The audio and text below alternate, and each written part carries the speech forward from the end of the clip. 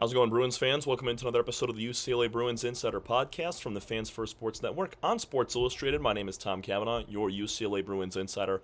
Follow me at TCAV30 on Twitter/X, and also follow our insider pages at UCLA Insider on SI. That is both on Twitter/X and over on Facebook. Today we're talking hoops. On the men's side of things, just kind of looking at the number one transfer incoming for the Bruins this year and what the expectations are going to be for point guard Donovan Dent. Entering his senior season, the Riverside, California native comes home after 3 years in New Mexico under head coach Richard Pitino. He continued to get better throughout his career with the Lobos, and now taking his talents to Westwood, trying to get his hometown squad to a Final Four, make them a contender in the top of the Big Ten.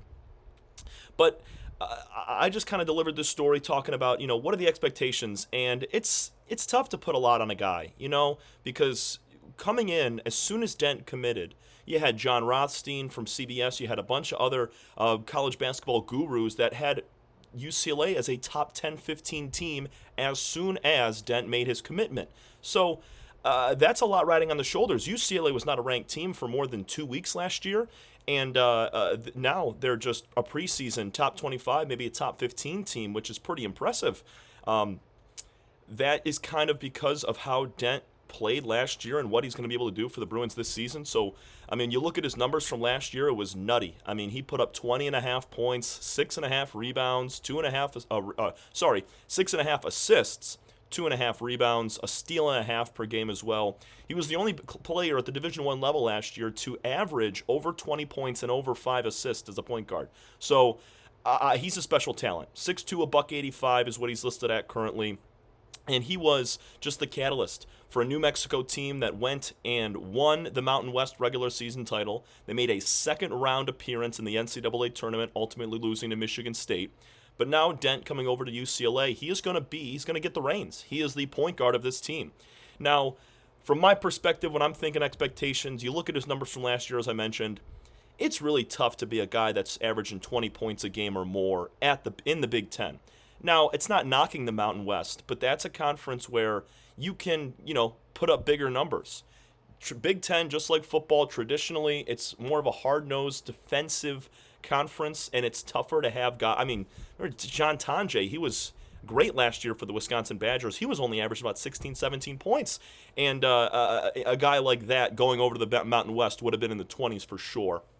So I don't think that Dent can put up 20 a game. If he does, great. That'd be awesome. But I think, you kind of lower those expectations a little bit. If Dent gives you 13 to 17 points a game on about 12 to 15 shots, I think you're sitting pretty right there. Because last year, Dent, he shot the ball 49%, and that was on about 14 shots per game. If he's able to have that same sort of production, he'll be around that 15, 16, 17 point range. May not get up as many shots. He's going to play darn near the same amount of minutes. He played about 35 minutes per game out of 40 last year for the Lobos. Maybe that number drops down to 30 just because there's going to be some more depth on this Bruin team. But I think, expectations entering the season, you'd love Dent to be that elite scoring point guard that the Bruins have been missing. Last year, they really just couldn't find it in Dylan Andrews or Sebastian Mack. Nobody really stepped up into that role. Neither did Sky Clark. Sky didn't really handle the point guard position much, but they were, really dying for a guy like Dent to join the squad and be that elite scoring point guard.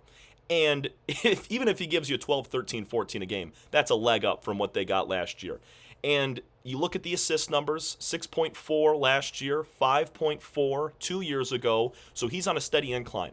I like him to be about around that same sort of spot, 5.5, 6, maybe 7 assists per game. He could lead the nation in assists, honestly, because he's got so many pieces around him. You got Xavier Booker transferring from Michigan State, Tyler Bilodeau, Sky Clark, Eric Daly Jr., all returning, and that's, your starting five right there for the Bruins. So I think Dent's going to have a really, really good time being able to dish the ball because he's got so much talent around him. Last year with New Mexico, he had like a 6'8", I forget his first name, Mustafa Amzil, I'm pretty sure was his name. And then they had Nelly Jr. Joseph. Those two guys produced heavily on their own sometimes, but a lot of times as well because Dent was feeding on the rock. So I like him to be about 17, 15 points per game, averaging about 30 minutes. And if he gives you anywhere from 5.5 to 6.5 assists per game, that's going to revolutionize this team and make UCLA exactly what, gurus are talking about him to be, as a top 15 team contending on top of the Big Ten Conference and trying to go to a Final Four, get Mick Cronin back there for the second time in the last several years. That's going to do it for us here from the UCLA Bruins Insider Podcast from the Fans First Sports Network. My name is Tom Cavanaugh.